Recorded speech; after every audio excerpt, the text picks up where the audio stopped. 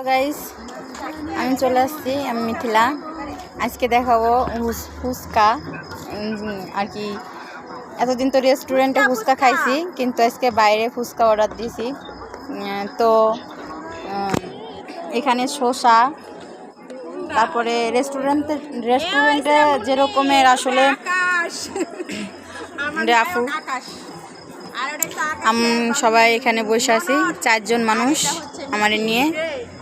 High, তো 4 জন মানুষ 4টা ফুচকার প্লেট নেওয়া হয়েছে। তো খেয়ে দেখবো আসলে কীরকমের হয়েছে। আমার শুধু সবাইটা দেওয়া কে, এটা আমার ভাবি ফুচকা ছাপ করলাম। বলছি আমার ভাবির ফুচকার প্লেট আর কি ভাবিকে দিছি।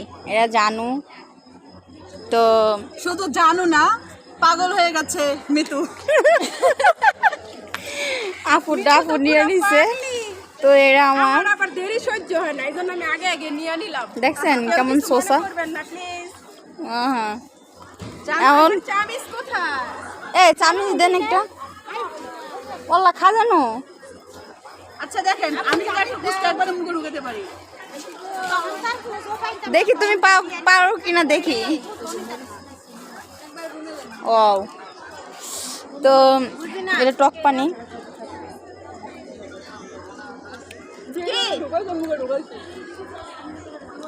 আর লবণ দেন এটার ভিতরে।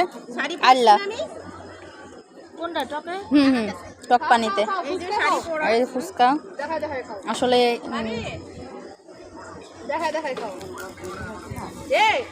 সবাই সবার ভাবিতে দেখায় খায়, আমি খাবো না।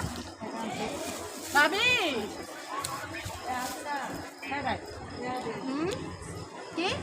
টক কম হয়েছে, টক দেয়নি নে। আমার ভাবির একটা আমি খাওয়াই দেই।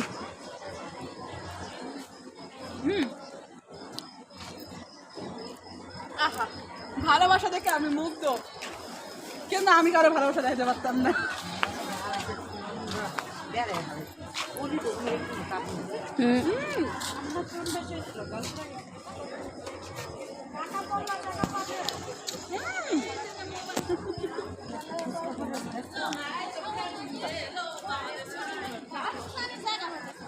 আসলে খাবো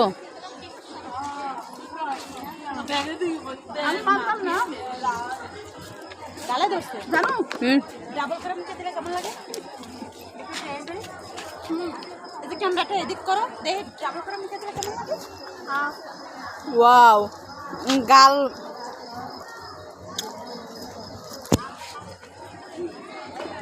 এটাই হয়েছে আমাদের ভালোবাসা। দাঁড়া, আমি নায়ক নায়িকার যদি না খাওয়াই, এটা ব্যাপারটা কেমন দেখাচ্ছে গায়েস।